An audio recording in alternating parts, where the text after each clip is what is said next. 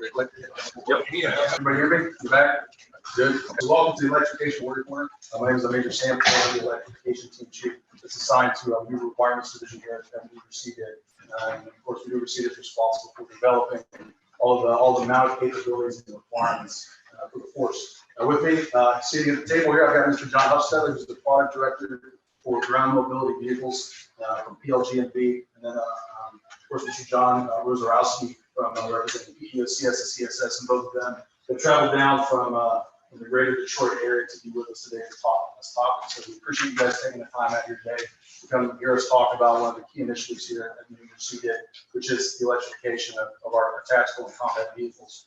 Over the next few minutes, we hope to not only outline the requirements context for this topic, which is TACP, as we refer to it as tactical and combat vehicle electrification, but also highlight one of our key initiatives, which these gentlemen will do here momentarily within the realm of vehicle electrification, which is our electrified reconnaissance vehicle, what we call ELRV. Slide, please. All right, so bottom line front, electrification will lead to improved capabilities across the force, and that's really no secret to anybody here in this forum. The key to achieving this is understanding what is in the realm of feasible, and then aligning those capabilities with the advancing technologies over time and space. And all of this has to be executed, of course, in accordance with the Army's top-down modernization strategy. And here at Maneuver Seated, we believe that really leveraging the operational and the tactical aspects of platform electrification will be able to provide our soldiers and ultimately our commanders with an operational edge that's truly unprecedented. Next slide. So over the past year, the team has made significant advancements in both documentation and holistically informing ground vehicle electrification. Additionally, we've organized and we've sponsored several projects and events that really have allowed us to get after, really have allowed us to inform several of the learning domains that we've developed with regard to platform electrification. This includes the Fort Benning Soldier Touchpoint, where we were able to confirm many of our assumptions to include signature management, enhanced mobility, battery performance for our operational profiles. We also commissioned a RAND Arroyo study that helped us further confirm our assumptions on the benefits of electrification. And finally, this last year, we were able to observe our operational use cases at the platoon and the company level, utilizing our electric capabilities demonstration at the Army Expeditionary Warfare Experiment of 8022, which is the annual event that's hosted and executed by the Battle Lab here in Fort Benning. We had GM Defense bring down the electric version of the infantry SWAT vehicle, which is, you see the non-electric version out there between building 4 and building 70. So they brought down an electric variant of that. We were able to successfully integrate that into several tactical scenarios using U.S. and allied reconnaissance forces. We're also continuing to assist Features and Concept Center in shaping the Army's path forward on operational energy, with our efforts on the Army Operational Energy Strategy, the Power and Battery Modernization Framework, and then of course with the Army Climate Strategy, where Maneuver Seated, along with the Sustainment Seated, is developing ground vehicle electrification roadmaps by FY25. And all this is done, slide please. All this will be done in coordination with what we call the Future Force Modernization Enterprise, or the FFME. This is really our TACP community of interest. These are all the key players that we interact with on a daily basis regarding platform electrification. Slide. So TACP, Tactical Combat Vehicle Electrification, I've got to stress that. So multi-domain operations are really driving the requirement for electrification, specifically cross-domain maneuver and support. Now, the electrification of our platforms will enable decentralized operations by enhancing our ability to exploit and then recompete in the close as well as the deep maneuver areas, enabling that independent, that expeditionary mindset, and those deep maneuver capabilities that will enhance our cross-domain capability sets to support combined arms operations. Now, this is a congressional hearing. We would focus primarily, a lot on environmental benefits of electrification, but albeit those are important byproducts, that's not why we've developed, maneuver requirements. So on the right side of the slide, what you'll notice are our electrification, or excuse me, our key operational benefits to electrification. And those really enable the development of the key characteristics that you see here below the domain imagery. All right, and all of these are grounded within our 4 pillars of electrification, and that really sets the foundational categories for investment to advance ground vehicle electrification capabilities. And there are endless benefits to platform electrification, as well as electric propulsion. But from an operational perspective, we believe that hybrid electric vehicles, they will enable us really to overall see demand reduction, which is really what we're after. That's a demand reduction in not just class 3, but also class 9 repair parts, within the operational environment. Electric motors, electric drivetrains, these are going to provide a simpler alternative, to what we currently have, which is the ICE, the internal combustion engine. It will reduce maintenance times, increase reliability, minimize our maintenance locations, not just CONUS at our facilities and our installations, but also forward at our app sites, Army pre-position stock sites. And if we're talking tactically, extra BSAs, and ultimately you'll see a demand reduction all the way down to company MCPs. Some tactical advantages also include, onboard power for energy-based capabilities, such as direct energy weapons, jammers, electrified armor, silent operations, specifically silent mobility and silent watch, extending operations between resupply due to our emerging anti-idle technologies, and increasing our range, increasing our duration, which extends, of course, our operational reach. And then improving mobility and ultimately survivability due to, improved acceleration and burst speed technologies. Right, so we also have it also affords us the ability to leverage vehicle to grid technologies to support sustainment and C2 nodes for those expeditionary operations within the austere environments that we're expecting in the future. It also gives us the ability to leverage host nation power grids, to reduce those logistical constraints that are currently impacting our operational reach. And then, of course, reducing maintenance in our sustainment operations and ultimately costs over time. But really what companies, when we talk platform electrification, what companies have is host nation power, and allowing soldiers to charge and manage all the organic or habitually attached equipment through their vehicles. This technology does exist, and we use it every day. Every time you drive in, you drive away, plug yourself in, and plug all kinds of stuff into your vehicles. However, the Army's demand is far greater on a much larger scale. We also we require technologies that are capable of being ruggedized, scalable, and then have the capacity for integration into our existing systems for modernization. As the requirements community, we acknowledge and we recognize that there is an inevitable increase in power demand, and that's something that's not going to go away. So we have to stay on top of it and try to get ahead of it as much as we can, working with our commercial industry partners. So I want you to think of TACI really as an overarching umbrella. All right, it's not a system. All right, it's a foundational requirement that really sets the conditions for Army ground vehicle electrification. And it will serve as a basis of documents that allows or enables requirements trace for future new starts and the modification of our existing systems and our existing vehicle fleets. It will also guide capability development across multiple fleets, portfolios, and formations by driving that demand reduction while enhancing the commander's ability to fight their current and future Army doctrine. Slide.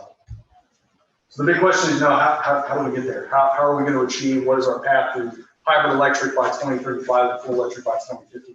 The Foundational Electrification Initiative, our Foundational Electrification Initiative is what you see the small document here part of the slide. The TACI Initial Capabilities Document, the TACI EICD. Right, and we started informing this in early 2020 as we recognize an opportunity that we can provide capability enhancements in support of our current doctrine across multiple fleets and portfolios. As many of you have heard through several of these engagements, we believe that there are significant tactical and operational benefits, it's the items that I just touched on, that will enable us to fight better across the NDA.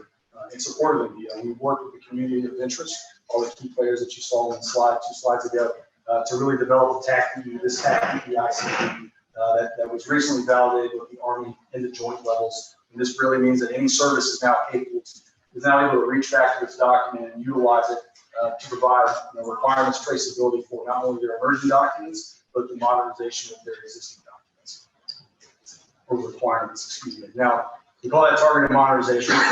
Targeted modernization of our enduring systems and the development of future capabilities, capability requirements, we're categorizing in 3 periods. And that's laid out in the TACI ICD. That's the near, mid, and far-term objectives. So, we're in the near term right now, all right? And our prototyping efforts at this point, specifically ELRV, which Mr. Hufsteller will speak on here momentarily, those are really, that helps us initially focus on the light vehicle fleet to realize the operational benefits of electrifying multiple fleets and formations to further inform future capabilities and help us analyze how we're going to transition to addressing electrification to include the hybridization of the medium vehicle fleet and eventually the heavier fleet. Our main focus in this period is the hybridization and full electrification of our light vehicle fleet, and we're primarily focused on leveraging what we already have on hand with silent operations to include mobility, extended silent watch, range and duration, increasing signature, decreasing our signature management, specifically with thermal and audible signatures, and then of course focusing on that demand reduction for Class 3 and Class 9. And then finally, continue to implement emerging anti-idle technologies, and of course focusing on smart power and involve microgrid technologies. In the midterm, 2037, what we're focused on is the hybridization of the medium vehicle fleet. This is basically a scale up from what we've implemented and all the data that we're able to pull from the electrification of the light vehicle fleet and applying that to our medium vehicle fleet, our fleet of medium vehicles. Of course, continue to improve upon developing those anti-idle technologies and fielding, if possible, all electric light fighter or light vehicle fleet prototypes like the ELRV. If the sustainment solutions exist, and that's placing a paramount emphasis on those sustainment solutions, specifically, for example, mobile recharging capabilities. As we move into the far term, that's where we really begin to discuss and address the hybridization and electrification of the heavy vehicle fleet. All right, and that's continuing. It's just another scale up from addressing the medium vehicle fleet. And that's continuing anti-idle and then introducing all electric medium vehicle fleet, continuing to introduce improved light vehicle fleet prototypes. Once again, if the sustainment solutions exist. Looking to 2050 and beyond, when we get down to that road, what we're really focused on is really advanced power generation. We're talking megawatt hour power generation on a much larger scale than what anybody or even what technology understands to be feasible at this point in time. But that truly is the critical path to all electric fleets, is resolving those sustainment issues and being able to maintain these systems in an austere environment, completely decentralized in a way that we haven't seen in the past 20, 30, 45 years. Slide, please.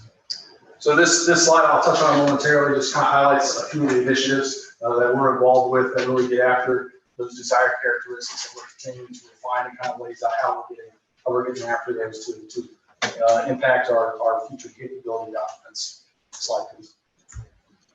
So this slide is very similar to the one you just saw in terms of laying out the electrification strategy, the near, mid, and far-term objectives. Well, what this really does is it really reiterates our relationship with our commercial industry partners. All right, and the most feasible path, of course, is utilizing the light, tactical vehicle fleet as the entry point, and that's mainly through hybrid electric drivetrains and a possible transition to full electric. And our goal, of course, is expanding these efforts over time to heavier platforms when the technology is mature enough and is affordable enough to be able to implement those on the scale that we need across obese. Of course, before we do that, though, we have to address the sustainment challenges. All right, battery density, vehicle weight, these are all highly impactful considerations. When we're talking about electrifying our platforms. So some of the challenges, compared to commercial industry, the Army does have unique design challenges, as does every service, especially when we're talking adapting those tactical and those combat platforms for electrification.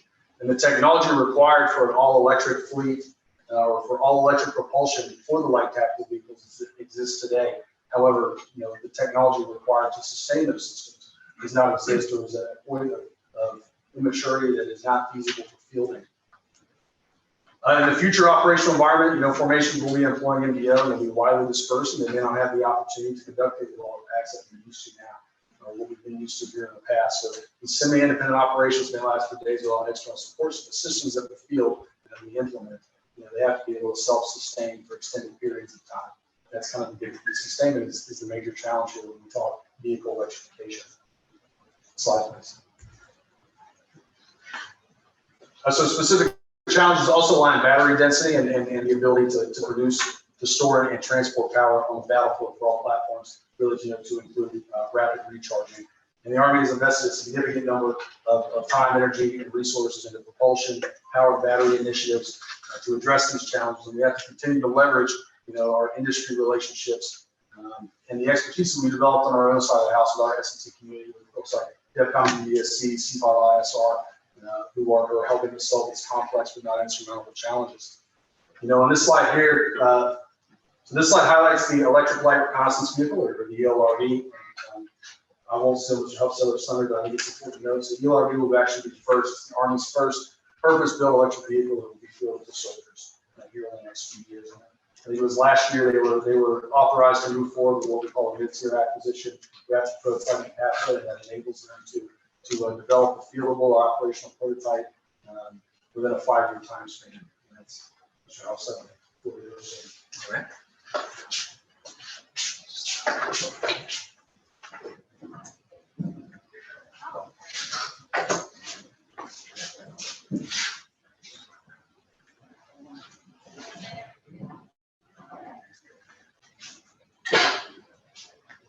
All right, so good morning.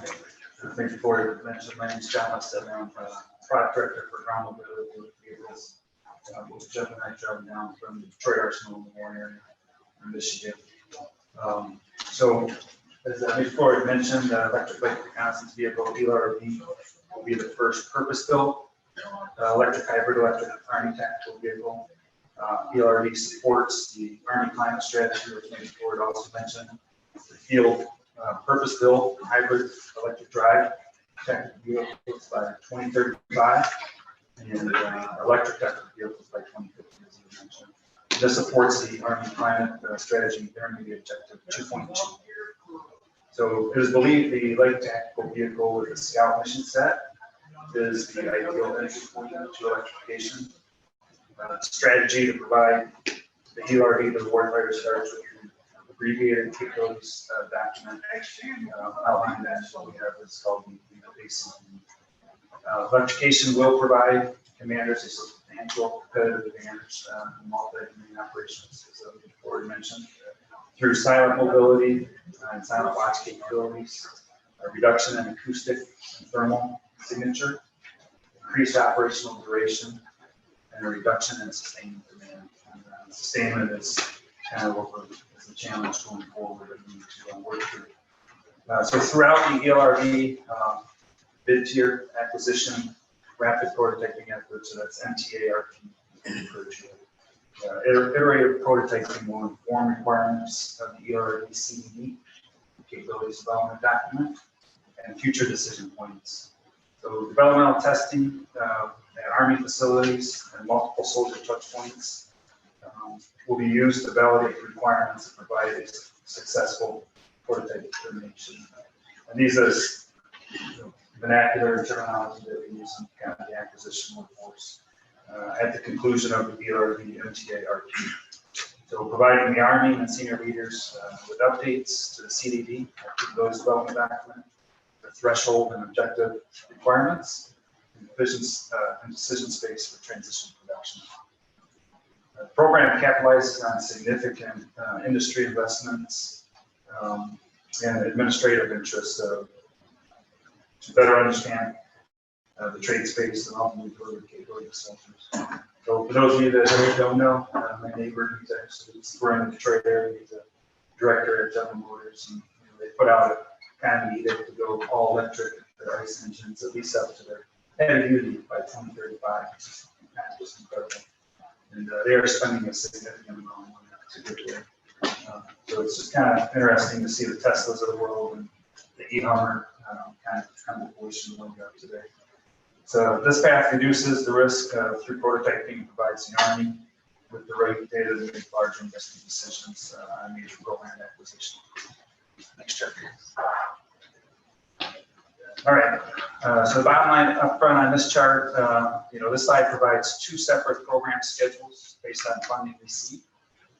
If our FY23 unfunded priority list is realized, the schedule is accelerated. So our traditional path for currently on for 24 to 28 is on the top, and if we get the equal approved, we can accelerate a little based on the timeline we see on the bottom. So our acquisition strategy utilizes the iterative prototyping between phase 1 initial prototypes and phase 2 operational prototypes. So you'll see at phase 0, phase 1, phase 2. Simultaneous efforts provide a constant feedback loop, maximizes alignment with industry development periods, and reduces risk to tech iteration changes during prototyping. Our prototype strategy is to award up to 4 vendors to provide 2 prototypes during phase 1 and 3 prototypes during phase 2. The intent is to provide the appropriate data to inform achievable requirements that are aligned with developmental testing and multiple social touch points. So our mid-tier acquisition rapid prototyping effort is broken down into those 3 phases I mentioned. Phase 0 is what we're in today. So it's kind of our research and planning phase. To date, we have conducted market surveys and industry day with vendor demos, multiple individual vendor demos. We compiled a draft request for prototype proposal and recently purchased 3 commercial battery electric vehicles for limited demonstrations to further refine that RPP rapid prototype proposal prior to release of solicitations. Phase 1 is the initial prototype. So we'll do an OTA, another transaction authority, for selection up to those 4 vendors with 2 prototypes each. We're going to perform minimal additional developmental and miniaturization of those prototypes. Developmental testing, the social test points will be focused on electric drive, off-road mobility, and range duration. At the end of phase 1, we'll conduct a critical design review prior to the entry into phase 2. And decision point 1 for us will provide senior leaders decisions based on the transition courses of actions and provide updated production cost estimates based on designs from that CDR to inform Honda 27. Phase 2 is our, we're looking at operational prototypes, OTA, so again, other transaction authority option to down select from up to 4 vendors. This time with 3 prototypes each. And again, conduct developmental testing, social touch points, focused on the operational effectiveness in an operational realistic environment. Executing reconnaissance, safety ConOps. So at the end of phase 2, successful prototype determination made will allow successful contractors to compete for a follow-on production award. Decision point 2 that you see there is indicated by KP2 will inform updates again to the CDD for threshold and objective requirements and provide the R&D flexibility and validates the transition production with the acquisition decision memorandum and ADM. So our ELRV closing MTA rapid prototype transition courses of action are really 4. So we can initiate a new MTA rapid fielding, but instead of the prototype that's fielding inside of the MTA, we can transition to a major capability acquisition pathway to a milestone C. If we have further development that we see as required, we can transition to a major capability acquisition pathway to the milestone B. Or at that point in time, right, we might decide that it's too early, we might off-ramp and terminate the program. So it's really a 4 codes that we're looking at. Any quote?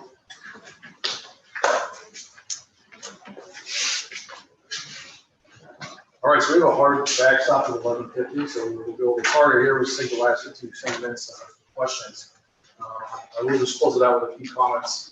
Traditional fuel is a high demand commodity and it's difficult to move and distribute on the ballot as we've seen with recent events in Ukraine and Russia on. The limitations of fuel capacity really drive our operational reach and they will impact our future influence in future contested environments. So through the right investments, the programs, initiatives, the right resources, the Army can continue to push these emerging technologies and integrate them and really drive that innovation that will facilitate, our continued dominance in the land domain. So at this time, we'll open up to any questions. We're limited on mics. You can just speak, or if you have a mic, we've got 2 up here. So thank you for coming, and we appreciate your time. Thanks.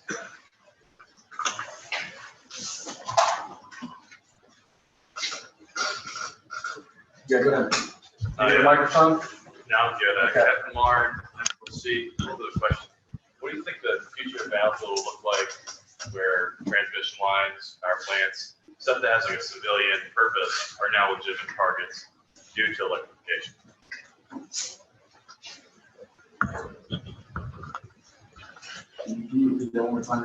Right, so, yeah, so history of conflict since, World War II, big deal.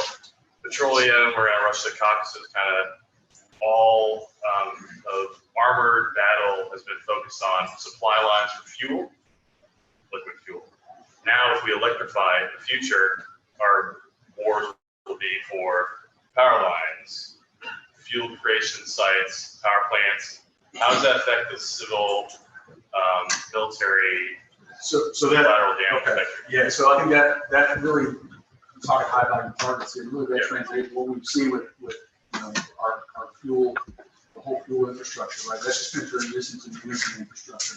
Now we're focused a lot on microgrid security and how are we going to protect ours and how are we going to penetrate and exploit, and if we're working off a host station power grid, we have to incorporate that, of course. There's a lot larger influence, or excuse me, emphasis on maintaining that security of those infrastructures now, especially 20 years, 20, 25 years from now. I think you're just going to see the same threats that we've seen with fossil fuel infrastructure. That is just going to transition now to microgrids, to power grids in general. Thanks. Sir, given the current state of electric vehicle charging, what's a feasible time frame for a microgrid system like you're describing to be fielded at the operational level to provide us with the ability to refuel fully electric vehicles? So that's really the balance, right? How do we take these emerging technologies? You're taking the emerging technology of an electric vehicle, and the technology of mobile rapid recharging, and then how are we confining that to our existing law pack times? We write requirements. We don't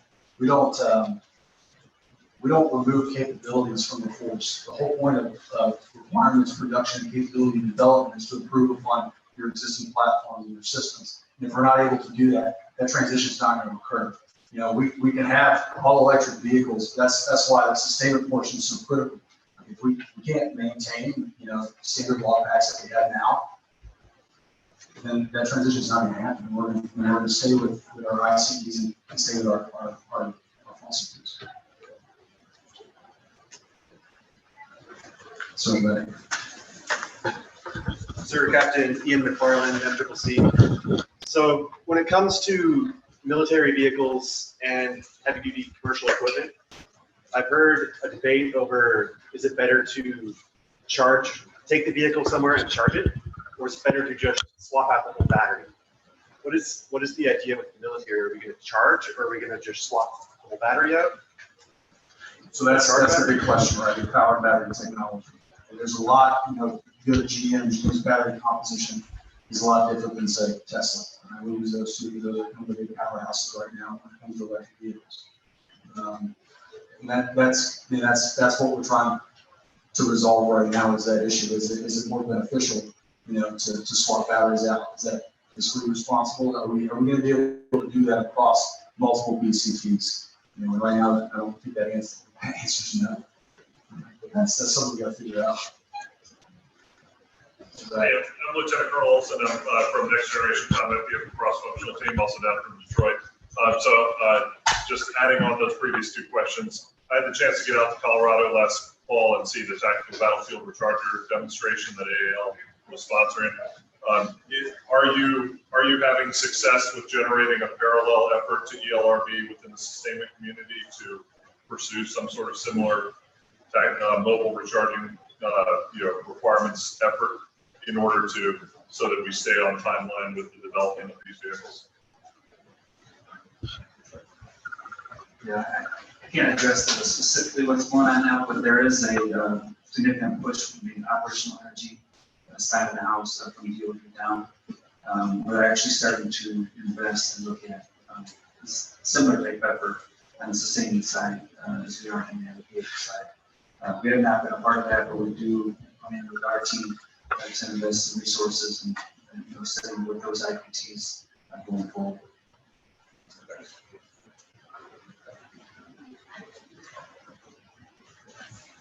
Any more questions? Major Scott Baker from Mission Command CDID. One of the documents I'm working on is the CDD for the CPI2, so there's command post infrastructure. And one of our requirements is vehicle integrated power to support C2 constellations. We're not all reliant on one generator, and now we're all sucked into where that one particular AMS microgrid is. Where do we stand on the technology readiness levels for integrated power? Like, so we can essentially put a 10 kilowatt or 15 kilowatt generator on the current trucks, and we move that incremental approach towards full electrification, but allow us to get after some of the hybrid or integrate power that can be utilized for multiple different things. One to include command code stuff. You work with DevCom and ESC at all? They're in their microgrid efforts. No. We can talk after this. So what I have seen, that's really kind of moving out into the medium vehicle fleet, but is replacing or installing onboard power for microgrid purposes on our FUTs. And that's really kind of the level I've seen it. There's a lot of constraints and a lot of factors in terms of form fit and integration and how it affects the existing systems on the vehicles. That's kind of where we're at. It's very low at this point. Yeah, I'll just add, one more piece, and I think maybe already touched on it, but to your point, I think there is opportunity with electrification of the vehicles, right? If we were to go full electric or hybrid electric drive, like, rather than putting a, technical generator on the vehicle, right, we can actually pull from the power. So we're actually looking at upwards of maybe 20 kilowatts of power, onboard vehicle power, some of the new capabilities that directed energy at this point in time, and that's very feasible, upwards of that range at this point.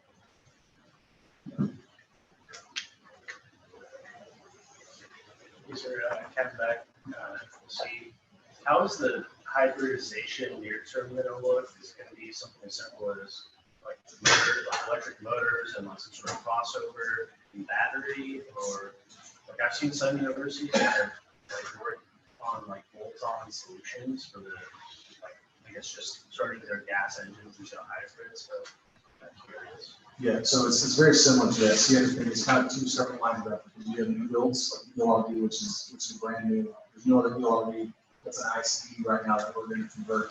But our current systems and platforms, they're not going to go away anytime soon. So one of the things that we have to figure out is how are we going to hybridize our existing platforms, and it's going to require these add-ons. There's a lot of incredible technology out there, and government research laboratories that are allowing us to convert ICEs into hybrid engines and transmissions. It's pretty fascinating. But, right now the Army has not decided on this system is going to be, it's going to have this component from this vendor, and it's going to be fielded at this state. And that's something that we are working towards.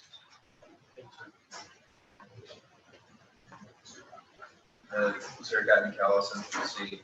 My question for these electric vehicles is how are you going to integrate them into the Arctic environment, especially when we use the fossil fuels for heat family and like sustainability, survivability, and environment? Yeah, that's a great question. So they are working on an electric version of the GAT-E, pretty sure. You get the full weather region test center in Alaska. And so they're still trying to figure out how exactly they are going to do it, because if we're talking about building an electric light constant vehicle, you think so to feel that way. It makes sense to a light units and everyone units. So that we're in the process of figuring that out right now. And battery composition, that's a big part of it. There's a big talk right now in the battery and power community on this lithium ion the right way, where it's what GM's doing with their ultimate battery series, which is more like a nickel, aluminum, and like a cadmium composition. Lot of talks on it. Sir, Captain Bobby Richardson. We briefly touched on the two sides of the coin, one being the environmental benefits, and the other side being the tax benefits. Are the two married? So in the case that vehicles expend, we expect vehicles to have a shorter military life, let's say. And if we're continuously producing batteries and consuming raw materials, we might see environmental benefits go down. The two tied to marrying that solution. I wouldn't say tied, but they are correlated, right? Obviously we're not going to go with a system that does more harm than good. You know, but at the end of the day, we're all about enhancing our abilities because of the new force. Behind you.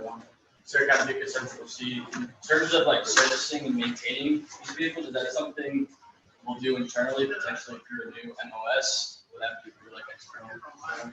So not to get like too far down into, you know, the dial PFP implications of this, but you know, anytime there's a force design update and you have introduced a new system into the force, you do have those conversations in our installations, in our facilities, that we're able to maintain the system. The soldiers assigned to that you can retrain, we have to reclass, we have to create a whole new MOS. That's going to be part of the whole force modernization conversation that happens that go around with each of these systems.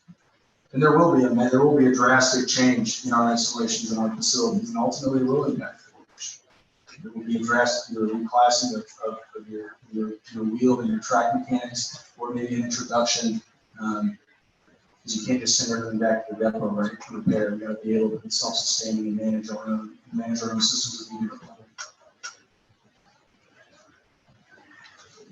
I'll just add to that. I think right now, as electrification is so new, even in the commercial side of it, it's kind of a nightmare for the dealerships to kind of deal with this new system. But down the road, you know, electrification will provide less mechanical components. So I think, you know, once we get trained up and identify a facility, you know, in the MOSs that need to be, you know, really developed or newly trained to handle electrification, I think we'll be in a better spot down the road. Initially with capitalization, most of the and then electrification. Yeah, just to add, you know, when we were going through the requirements process for the ELRV program, a lot of the same questions with sustainment, you know, facility impacts, maintainer analysis, all came about.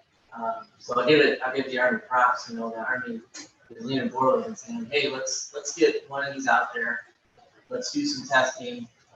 Let's understand the design and let's figure it out. So the ELRV program, part of it, you know, we didn't show it in our schedule, but part of it is doing a facility and maintainer analysis. Once we get through CDR, we're going to have 4 vendor designs. We're going to understand exactly what they are, you know, what the power draw is. We're going to look at how do we recharge them tactically, and bring all of that into that final decision where we are going to look at, all right, what are the impacts? You know, how are we really going to make this kit usable for the soldier?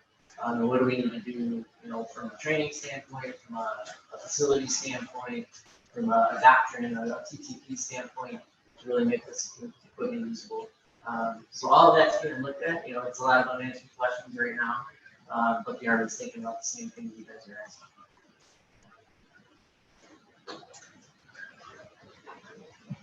All right, we're going to talk one more in the back. Meyer, with the Air Force looking to start studying the possibility of space-based to ground solar generation.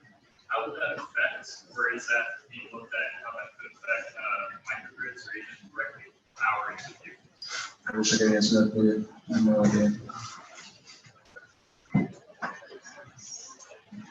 From that so to the tactical recharging stations, is that being looked at as far as the initial fleet of the ELRV is going to be fielded with tactical recharging stations, or are we saying that the initial requirements for the units that they would be fielded would be more legacy hospital configuration? Yeah, I would think so. You know, right now, we haven't figured it out. We're leaving it open to the 4 vendors to bring their tactical recharging station. Again, for the Army to evaluate what's out there, what's possible. Maybe Florida get on, and I think Colonel Olson get on some other efforts that are going on in the Army community looking at tactical recharge. We're going to look at all that too as part of our ELRV program, just to actually charge our prototypes through tests. But again, part of the ELRV program is to get to that decision point, inform the Army senior leaders on how we move forward.